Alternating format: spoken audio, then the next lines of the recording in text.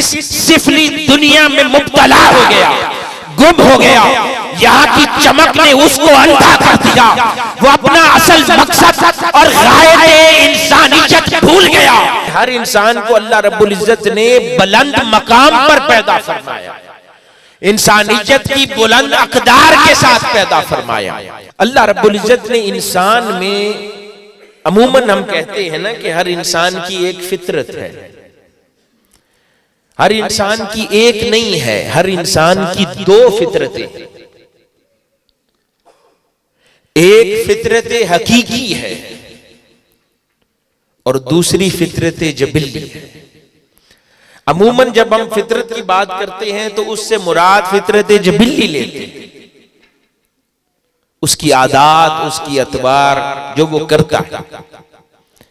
लेकिन हाज़रीन गिरामी, ये हकीकत नहीं है। एक उसकी फितरत हकीकी भी है जिसके बारे में अल्लाह रब्बुल इज्जत ने इरशाद फरमाया, कुरान मजीद में बयान हुआ, औज़ु बिल्लाहि मिनश शैतानिर रजीम, लक़द खलक़नल इंसान फ़ी अहसनि तक़वीम सुम्मा रददनाहु अस्फ़ल साफ़िलीन इल्लल लज़ीना आमनू व अमिलुस सालिहात फलहुम अज्रुन गैरु ममनून। यहां पर अल्लाह रब्बुल इज्जत ने उसकी पहली सिफत का तज़किरा फरमाया और बयान फरमाया कि ये उसकी सिफत हकीकी है जिस पर उसने हर इंसान को तख्लीक फरमाया। यानी कि हर इंसान को अल्लाह रब्बुल इज्जत ने बुलंद मकाम पर पैदा फरमाया, इंसानियत की बुलंद अक़दार के साथ पैदा फरमाया, अपने हुजूर नेकी के बुलंद दरजात के साथ पैदा फरमाया। खुदा ने उसे पाकीज़ा पैदा फरमाया, खुदा ने उसे ताहिर पैदा फरमाया, खुदा ने उसे अजीम पैदा फरमाया। तो ये उसकी पहली फितरत थी। फिर फरमाता है कि वो जब पैदा होने के बाद वो इस घटिया दुनिया में गिर गया, वो यहां आकर गिर गया, यहां आकर उसने अपनी दूसरी फितरत बनाई जो फितरत जबिल्ली है। ये वो फितरत है कि जिसके अंदर इंसान फिर अपनी जाती ख्वाहिशात, नफसानी ख्वाहिशात से ड्राइव होता है। यानी उसका फिर जाती ख्वाहिशात उसको ड्राइव करती है, उसकी भूख उसको चलाती है, उसकी नफ्स परस्ती उसे चलाती है, उसकी शहवत उसे चलाती है, उसे ताकत का शौक चलाता है, उसे माल की रग़बत चलाती है। ये वो सारी ख्वाहिशात हैं जो उसका नफ्स उसमें पैदा करता है और फिर ये ख्वाहिशात उम्र भर उसको चलाती रहती हैं। ये वो फितरत जबिल्ली है और वो असल फितरत जिस पर उसे पैदा किया गया था, उस फितरत को कहीं भूल जाता है, उस पर गर्द आ जाती है, उसकी नजरों से वो फितरत ओझल हो जाती है।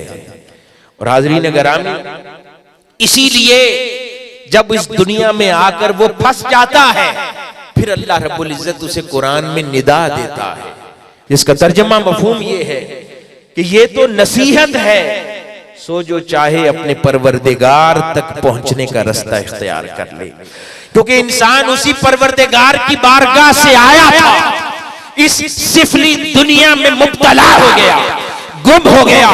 यहाँ की चमक ने उसको अंधा कर दिया। वो अपना असल मकसद और गायत इंसानियत भूल गया। यहाँ पर इस तरह मस्त हो गया कि अब कुरान उसको फिर निदा दे रहा है, कह रहे तुझ तक ये नसीहत पहुंच गई, अब चाहे तो फिर लौटा उस मंजिल की तरफ जहां से तुझे जमीन पर उतारा गया था। वो मकसद, वो मंजिल जो तकवीन के मकाम पर तुझे पैदा किया गया था, अज़मतों के मीनार पर बिठाया गया था, तेरी रूह को पाकीज़ा किया गया था, नफसानी आलाइशों और खताओं से पाक बनाया गया था, आप फिर लौटा उस मंजिल की तरफ। ये कुरान निदा देता। हाज़रीन गिरामी, तो बात समझ आई कि वो इंसान जो अपनी फितरत हकीकी पे पैदा हुआ था, उसने फितरत जबिल्ली को असल समझ लिया और फिर जो उसके नफ्स ने सुझाया वही मानता चला गया। अब इन हालात में अल्लाह रब्बुल इज्जत को पता था कि इंसान दुनिया में क्या करेगा। उसको जिस आला फितरत पर पैदा किया है, ये दुनिया में जाकर उसे गदला कर लेगा, उसे मैला कर लेगा, उसे गंदा कर लेगा, तो उसने फिर दो अजीम नेमतें हमें अता फरमाई, एक कुरान, एक साहिबे कुरान सल्लल्लाहु अलैहि वसल्लम।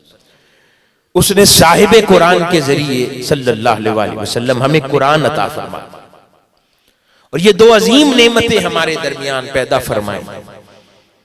और फिर वो 63 साल ताजदार कायनात सल्लल्लाहु अलैहि वसल्लम की जाहिरी हयात में, जिसमें हुजूर के जरिए खुदा ने अपना कलाम हमें अता फरमाया, और फिर हुजूर ने जाहिरी पर्दा फरमाया, क्योंकि वो कुरान किसी और के जरिए आ ही नहीं सकता था। जितनी अजमतों वाला कलाम था, अल्लाह ने उस कलाम को, कुरान को साहिब कुरान के जरिए हमें अता फरमाया, और हुजूर ने फिर पर्दा फरमाया। और जाहिरी तौर पर पर्दा फरमाते फिर उम्मत को यही दो बातें फरमा गए। इमाम मालिक की मुअत्ता में यह हदीस है कि आका अलैहिस्सलातु वस्सलाम ने फरमाया कि मैं तुम्हारे दरमियान दो चीजें छोड़े जा रहा हूं, इनको मजबूती से थामे रखोगे तो हौज़े कौसर पर मुझे मिलोगे, और अगर इनको छोड़ दोगे तो गुमराही में मुब्तला हो जाओगे।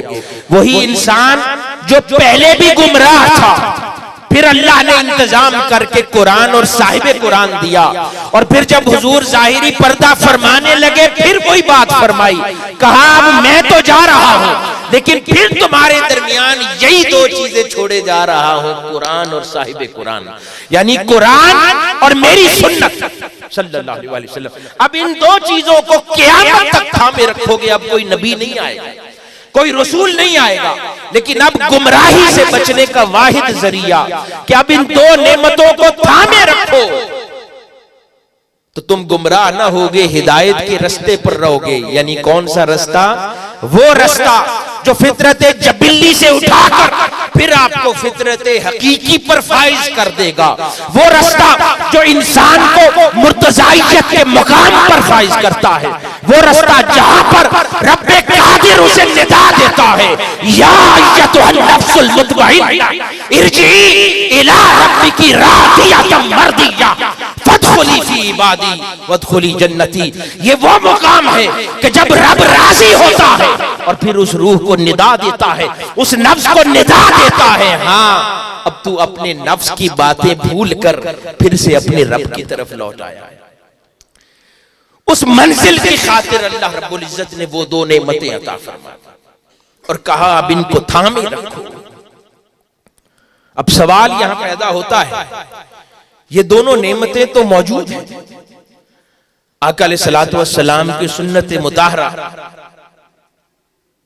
सैकड़ों और हजारों अहादीस मुबारका की कुतुब में हमारे दरमियान मौजूद है। हम खुतबा से हर वक्त हदीसें सुनते भी हैं, मुदर्रिसीन से पढ़ते भी हैं, उलमा भी पढ़ते हैं, बड़ी कुतुब सब पढ़ रखी, खिताबात पे टेलीविजन के जरिए कितना हदीस सुनते हैं। तो यानी सुन्नत का इल्म आ रहा है, और कुरान भी पढ़ते, कुरान की तिलावत भी करते। हर बच्चा पैदा होता है तो घर में कुरान नाजरा लाजिमन पढ़ता है, फिर हम में से कई उसको हिफ्ज कर लेते हैं, कई उसको तर्जमे के साथ पढ़ते हैं। तो ये वो दोनों सूरतें जिनको आका अलैहिस्सलातु वस्सलाम फरमा रहे हैं कि इनको न छोड़ना, नहीं तो गुमराह हो जाओगे, तो वो हमारे दरमियान मौजूद है, और जाहिरन हमने उन्हें छोड़ा भी नहीं है, लेकिन फिर भी गुमराह हुए जाते हैं। कभी इल्म के नाम पर, इल्म रखते हुए उलमा मुतशद्दिद हैं, लोगों को इंतहा पसंदी की दावत देते हैं, कभी कत्ल गारत की दावत देते हैं, कभी फितना और फसाद की दावत देते हैं, कभी सुसाइड बॉम्बिंग का नाम लेकर दावत देते हैं, कभी आका अलैहिस्सलातु वस्सलाम की नाबूस और मोहब्बत का मसला बना देते हैं जज्बाती, और लोगों को मुश्तइल करके उसमें नुकसान पहुंचाना मुआशरे का शुरू कर देते हैं। कभी जिहाद के नाम पर, कुरान के नाम पर लोगों को उकसा कर लोगों की जानें लेते, कत्ल गारत करते, चलते हुए बाजारों में लोगों में ब्लास्ट करते और उसको हक जानते। ये सब चीजें हैं, फिर भी गुमराह है। हमारी सियासत में हमारे दीन के अहकामात नजर नहीं आते, हमारी मईशत में हमारे दीन के अहकामात नजर नहीं आते, हमारे निजाम अदालत में कुरान के अहकामात नजर नहीं आते, हमारे निजाम मुआशरत में कुरान के अहकामात नजर नहीं आते। तबकाती तकसीम इस तरह की है कि मुआशरे में इंसान में अखुवत का कुरान ने जो दर्स दिया आज नजर नहीं आता।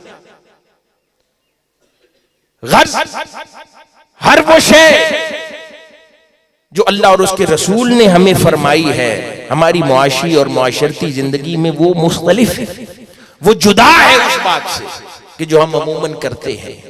तो गुमराह तो हम हो गए, ख्वार तो हम हो गए, पस्तियों में जवाल का शिकार तो हो गए। हालांकि ये दोनों चीजें हमारे हाथों में हैं। दुकानें भरी हुई हैं कुरान से, दुकानें भरी हुई हैं हदीस की कुतुब से, उलमा के पास चले गए, उनके मदारिस की शेल्फ सजी है कुतुब से, लेकिन हिदायत नहीं है, हिदायत मुयस्सर नहीं है। कोई तो वजह होगी कि कुतुब की तो कसरत है, छापा खानों का आदत बढ़ गया है। पहले वो कलमीन मखतूते होते थे, अब तो लाखों की तादाद में हदीस की कुतुब छपती हैं, लेकिन हिदायत गुम हो गई है कि वो मुयस्सर नहीं है।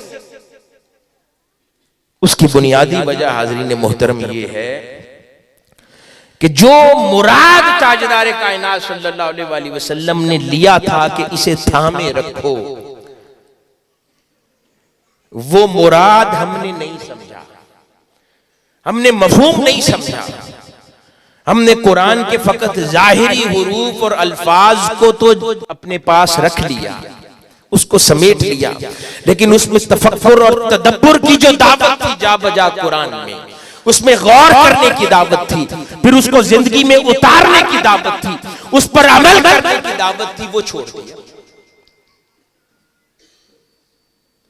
तो कुरान जब पढ़ते हैं वो आंखों की इबादत तो हो रही है, लेकिन वो आगे जिस असर डालना था वो असर पैदा नहीं करता। जब असर पैदा नहीं करता तो नतीजा नहीं निकलता।